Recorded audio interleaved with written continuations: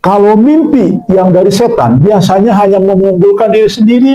Kamu nanti akan jadi pemimpin besar. Kamu bisa boleh, tapi harus dimimpikan orang lain. Nah itu baru benar mimpi. Kalau Muhammad Qasim apa adanya betul, memang takdirnya gitu, tapi dimimpikan oleh ratusan orang membenarkan tentang Qasim. Itulah.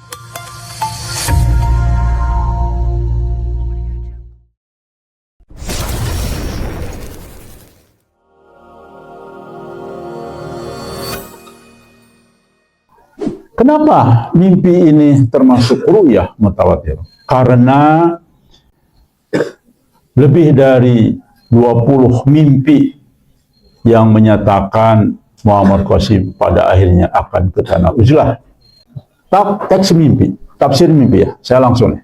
Muhammad Qasim melambangkan sosok pembawa amanah akhir zaman. Tuh, amanah betul. Ya. Bukit Lebah adalah pusat simbol uzlah, tempat aman dan medan pembinaan ruhani menjelang perubahan besar. Tuh lihat.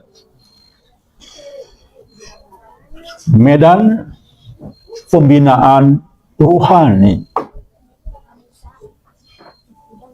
Makanya saya betul-betul menyayangkan orang-orang yang sudah keluar dari sini. Dan nanti akan Allah keluarkan ketika teman-teman tidak paham juga bahwa kita memang sedang Allah didik dalam pembinaan rohani kita supaya siap menyambut perubahan besar, ya. Siapkan dirimu dan teman-temanmu. Ini menandakan tugas kolektif. Tuh lihat. Ini kata-kata siapkan dirimu dan teman-temanmu.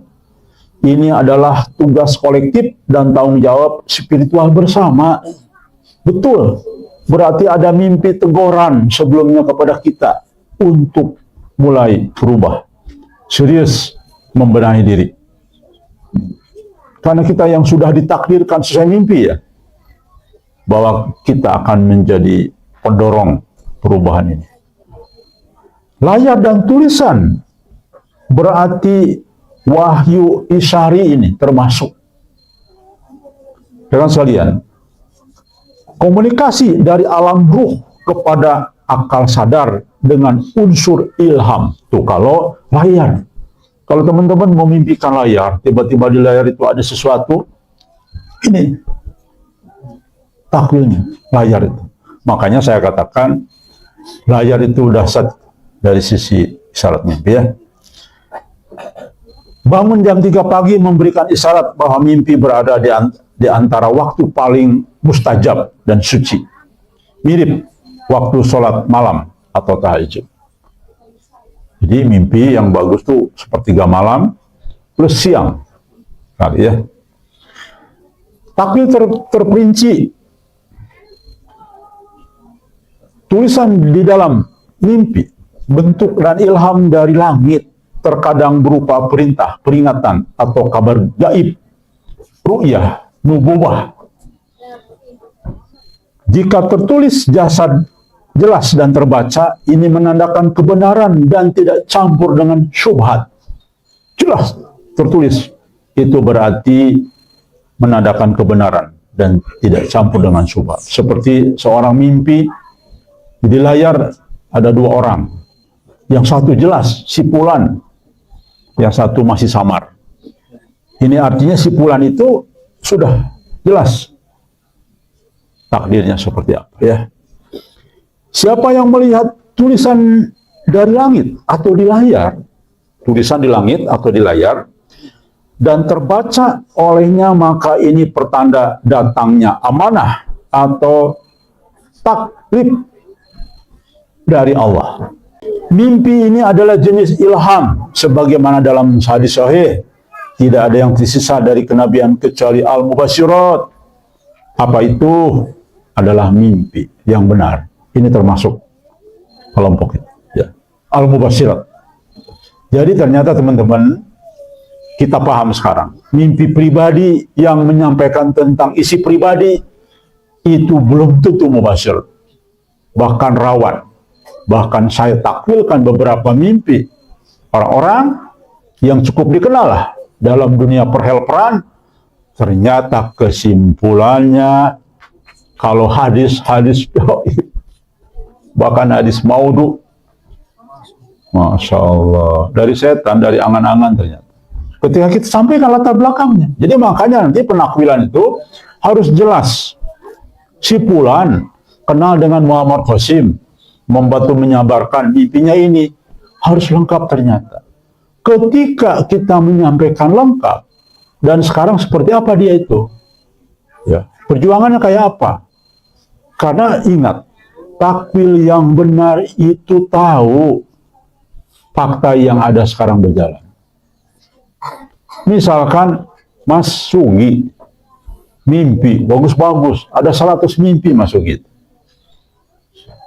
Katanya akan jadi presiden dunia atau presiden wilayah Jazirah Arab. Misalkan. Tapi ini peristiwanya tinggal 3 tahun lagi akan terjadi. Kita sudah paham dari mimpi lain. Tapi tidak ada tanda-tanda. Tidak ada tanda-tanda itu. Bahasa Inggris masih belepotan. Bahasa Arab nol misalkan ya. Perjuangannya biasa-biasa saja. Jadi tidak ada tanda-tanda itu. Nah, para ulama mengatakan itu sangat penting ketika menakwilkan. Nah, makanya nanti metode penakwilan kita harus begitu. Harus memenuhi unsur-unsur bagaimana menakwilkan. Dan ternyata rekan sekalian, ketika unsur-unsur itu disampaikan, maka kesimpulan mimpinya, mimpi ini diragukan, mimpi ru'yah, tuh lihat. Iya wajar. Mimpi sendiri tentang diri sendiri. Ya. Kemudian apa namanya? Tidak ada mimpi yang lain, orang lain. Maka itu. Tapi teman sekalian, mungkin tidak. Kadang-kadang saya mimpi benar, kadang-kadang tidak. Mungkin, ternyata banyak teman-teman sekalian. Jadi bisa membedakan, gini. Kalau seseorang bermimpi, katakanlah tentang Muhammad Qasim, atau tentang tokoh lain yang sering dimimpikan orang lain, maka bisa jadi itu benar. Karena sedang menyampaikan mimpi objek yang sama, yang dimimpikan juga banyak orang. Tapi ketika dia mimpi yang lain tentang dirinya, maka bisa jadi itu statusnya tidak jelas. Jadi bisa jadi satu saat mimpi benar bisa. Tapi satu saat kita bisa juga mimpi yang tidak benar. Karena setan selalu mengintai kita, kelemahan kita, dan sebagainya. Apalagi teman-teman sekalian, hati-hati nih. Para ulama mengatakan mimpi yang benar itu harus ada syarat juga. Pertama, hatinya sedang bersih. Kalau sedang emosi, atau sedang lapar, atau sedang prihatin, hati-hati nih. Ternyata itu bisa datang dari hayalan atau keadaan dia. Atau dari setan. Jadi ternyata mimpi yang disebut mubasyirat itu tidak mudah. Tentu ya. Terusan. Nama Muhammad Qasim dan mimpi. Dalam konteks takwil klasik dan kontemporer, penyebutan nama langsung dari seseorang tokoh dalam mimpi menandakan kehadiran nyata atau simbolik akan terjadi dalam waktu dekat. Bisa jadi kehadiran Muhammad Qasim Tanah Ujala simbolik, bisa jadi dalam mimpi ya.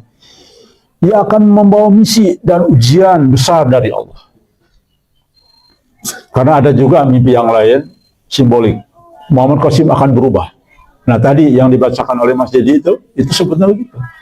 Menandakan Qasim memang demikian sekarang ini. Sedang terpuruk. Tapi sebentar lagi akan berubah. Ada juga yang memimpikan Qasim sudah ganti baju. Itu juga menandakan sebentar lagi Qasim. Ini berarti sejalan kan? Tentang Qasim. Jadi bisa jadi akan ada perubahan besar ke Tanah Ujlah. Ya, bisa jadi syarat.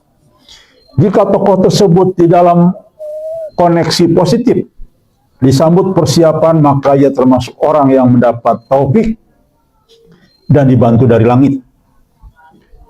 Bukit Lebah, Tanah Ujlah, ada tempat yang disiapkan Allah oleh hamba-hambanya yang terpilih. Tuh lihat ya. Rekan sekalian, ketika Bukit Lebah itu harus dijelaskan juga ketinggiannya, semua segala macam statusnya. Maka jawabannya ini. Ternyata di dalam surat Al-A'raf ayat 143, ini adalah tempat Musa di Bukit Tursina. Dan ini tempat Nabi Muhammad di mana? Gua Hira. Dan ini tempat Ashabul Kahfi di zaman sebelum Nabi Musa, Nabi Isa, dan Nabi Muhammad. Jadi ternyata rekan sekalian, saya baru tahu juga, Masya Allah, kenapa ini disebut namanya dulu awal Bukit Lebah. Ternyata ini insya Allah kehendak Allah untuk real kita menyampaikan ini. Bukit ya, dan lebah itu sama dengan perilaku kita di sini, persis teman sekalian.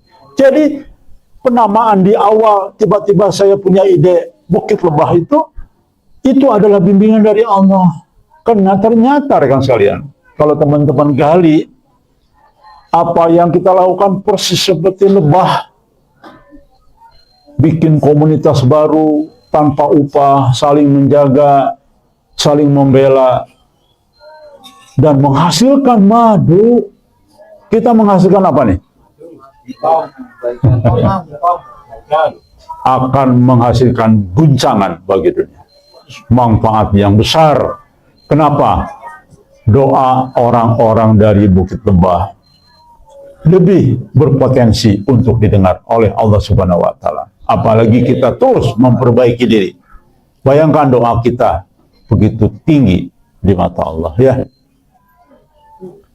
Jadi yang keluar dari sini pahala, kebaikan, kebersamaan, itu madu.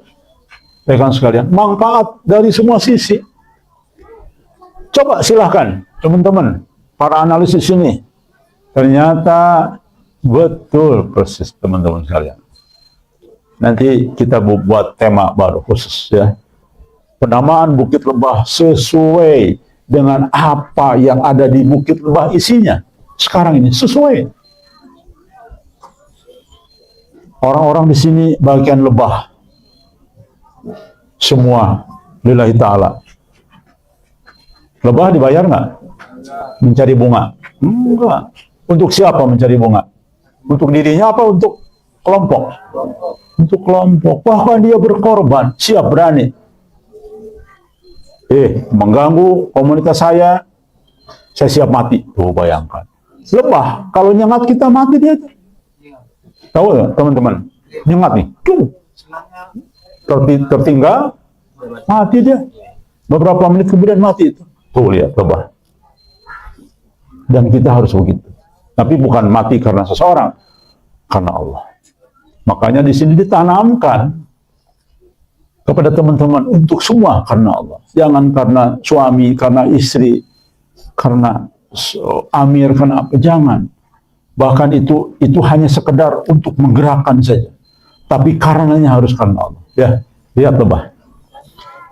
Lebah simbol komunitas yang terorganisasi itu, lihat. Bekerja kolektif dan menghasilkan kebaikan. Tuh, lihat. Saya baru bacanya. Jujur aja, saya takwilkan, saya belum baca, nggak kejar.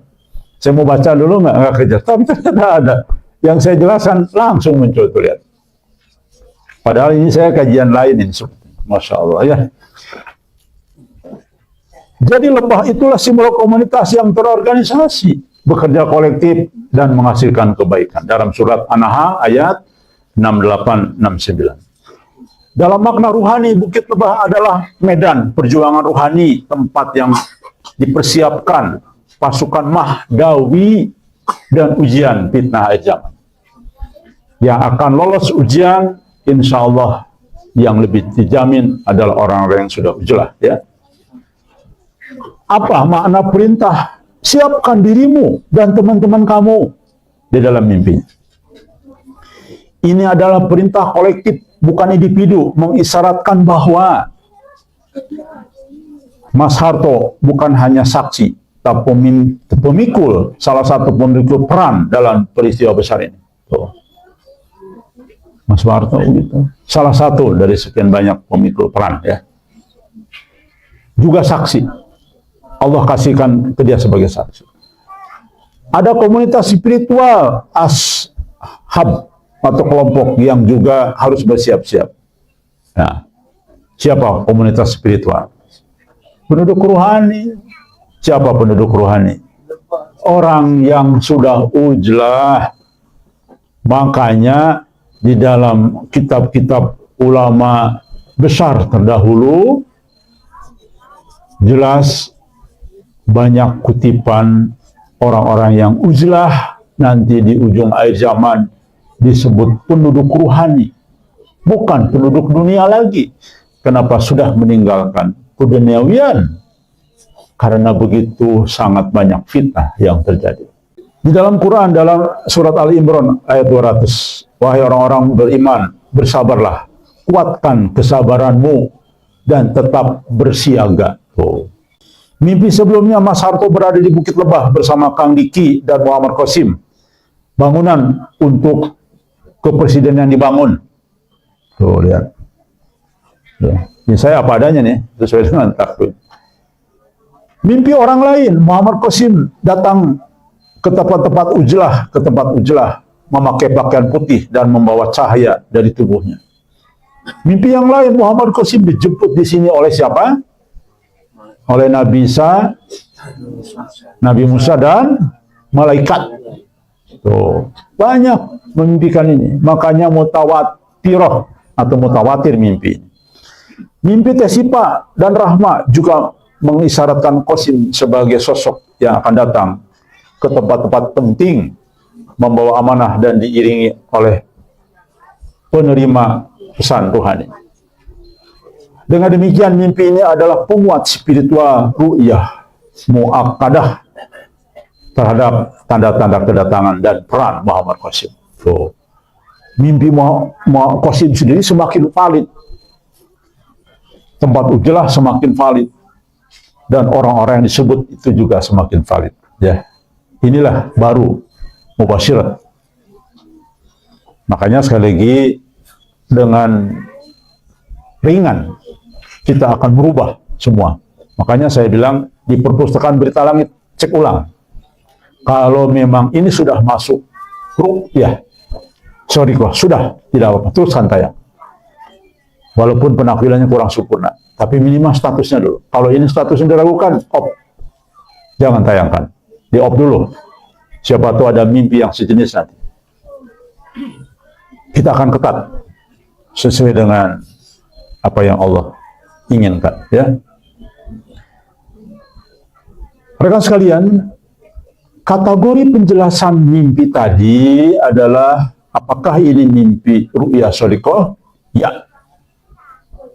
Terjadi di seperempat malam terakhir, isinya jelas dan menyebut nama-nama tokoh yang nanti akan besar. Apakah ini ru'yah al-jamaah?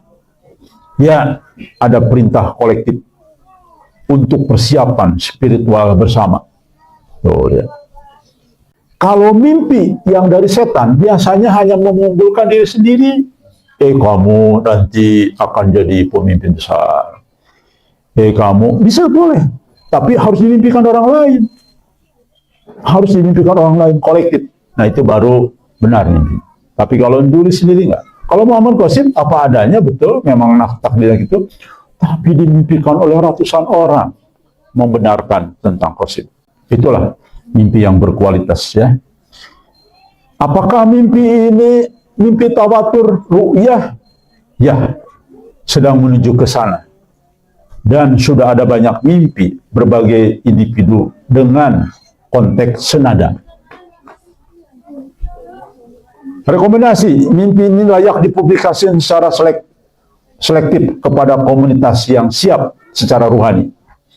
Harus ditindaklanjuti dengan kesungguhan. Apa coba kesungguhan terhadap mimpi tadi? Taubat. Tuh, Masya Allah. Cocok mimpi yang lain, ya. Kita harus taubat. Persiapkan ruhani. Penyatuan barisan sahabat. Tuh, lihat. Komunitas gajah atau yang mengenal Bukit Lebah secara simbolik adalah peringatan akan fase penting besar akan dimulai. Bagi komunitas gajah atau yang mengenal Bukit Lebah secara simbolik maupun nyata, ini adalah peringatan akan fase penting yang akan segera dimulai. Kan sekalian jelas ya. Pendalaman, simbol layar atau medium wahyu layar, isar. Dalam dunia mimpi, layar atau permukaan yang menampilkan pesan, misalkan TV, komputer, papan tulis. Jadi kalau teman-teman lihat papan tulis ya, itu adalah jiwa isariyah, yaitu bentuk tajali dan ilmu Allah yang sedang diturunkan ke alam bawah sadar pemimpi. Oh, Masya Allah ya. Saya istilah-istilah mimpi aja baru ini. Teman-teman baru juga ya? Ada dalam kitab-kitab ternyata ini semua teman-teman.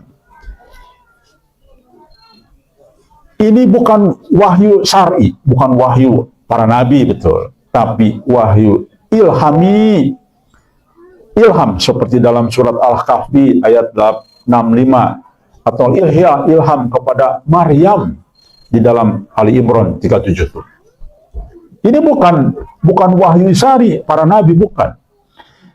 Tapi ilham seperti kepada orang-orang yang sembunyi di gua, yaitu Ashabul Kahfi. Dan seperti kepada Maryam. Siapa Maryam? Ibunya Nabi Sallallahu Alaihi Wasallam. Dapat mimpi kan? Tuh, laksanakan. Diabadikan dalam Quran. Teman-teman, kalau nanti misalkan ada kitab suci terakhir, nah jangan-jangan kita juga diabadikan itu. Jangan-jangan, betul. Apalagi kita kolektif kan, bukan sendiri. Kalau ada ayat lain nanti, kan sudah tidak ada. Nggak ada lagi ya. Dalil pelengkap, Allah telah mengajarkan Adam nama-nama seluruhnya. Mimpi yang memperlihatkan tulisan atau warna simbolik adalah bagian dari taklim robani. Tafsiran, layar adalah dinding antara alam gaib dan kesadaran. Tuh, lihat. Kalau mimpi tentang layar, apapun tadi ya, whiteboard, TV, atau layar lebar. Tapi itu beda derajatnya. Kalau nonton teman-teman ada mimpi di layar lebar, itu kebenarannya jauh lebih daripada di TV atau di whiteboard. Ada derajat-derajatnya lagi. Dan mimpi ini menunjukkan bahwa tabir tersebut telah dibuka sebagian kepada sebagian kepada Mas Harto karena kesiapan ruhnya. Tuh, Mas Soeharto dititipin mimpi sama Allah. Kenapa dia? Coba Mas Soeharto. Orangnya apa ciri-cirinya? Jujur, terus tawadu. Apalagi? Polos. Apalagi? Zuhud. Coba. Wajar. Ya. Begitu. Qasim pun sebutnya sama. Awal saya kenal Qasim seperti Mas Soeharto itu loh. Tapi setelah demikian banyak orang kirim uang, banyak kirim oleh-oleh, mulai mengenal dunia, mulai itu berubah. Sesuai mimpinya, tergoda wanita. Nah, ketika saya bilang, Anda tergoda wanita, oh itu bukan ini. Qasim membela diri. Padahal saya saksinya. Awalnya Masya Allah. Mohon maaf, saya buka sedikit. Kaos dalamnya juga robek-robek. Robek, bolong. Saya lihat langsung dengan pasti. Ya Allah. Makanya saya langsung mau beliin. Tapi alhamdulillah teman-teman ada yang ngirim. Ada kaos-kaos bagus sebagainya. Waktu saya ke sana polos sekali. Polos loh. Tapi berubah cepat. Karena godaan dunia. Ada yang transfer uang. Wah, mulai itu. Banyak uang. Dibeliin mobil. Wah, mulai itu jalan-jalan. Tadinya saya tanya. Bro, ente kemana aja? Kalau bahasa Betawi ya. Pernah nggak jalan-jalan? Jarang, saya di rumah aja. Masya Allah. Kamu punya teman nggak? Nggak ada katanya. Jadi teman kamu siapa? Ya kamu inilah katanya yang datang. Masya Allah. Paling Awais pernah datang ke sini. Paling siapa katanya. Tapi mereka datang cuma sehari. 2 hari gitu aja. Tapi yang lama kamu di sini. Sederhana polos, bayangkan. Dan disitulah saya mendapatkan satu keyakinan kuat bahwa benarlah apa yang disampaikan tentang sosok-sosok utusan Allah, termasuk Al-Mahdi. Orangnya polos dan tidak punya ilmu. Saya ngetes pengen tahu ilmunya sampai di mana. Ternyata Masya Allah, saking polosnya, ya polos saja. Kau pernah baca buku-buku kitab nggak? Nggak pernah. Kamu pernah nggak ikut pengajian di mana? Nggak pernah. Loh, tahu agama dari mana? Ya dari TV kadang-kadang. Tapi itu kadang-kadang. Kamu rajin sholat nggak? Ya itu. Setelah saya kan ke situ setelah terjadi peristiwa bahwa jarang sholat. Jadi dia mengakui, ya saya memang sering lalai. Tapi kalau saya sedang ini, tapi ada semacam ketertekanan bahwa dia sebenarnya tidak berharap dengan itu semua ya. Saudara sekalian, demikian saya kira penakwilan mimpi Mas Soeharto dengan standarisasi penakwilan yang lebih akurat. Dan insya Allah dari hasil takwil, mimpi ini termasuk ru'yah shadiqah, mimpi yang benar dari Allah dan merupakan mubasyir. Jadi teman-teman yang sepada punya mimpi, yang membanggakan mimpi sendiri, hati-hati. Ada tercoret, jangan-jangan mimpi Anda doib. Jangan-jangan mimpi Anda maudhu. Ya.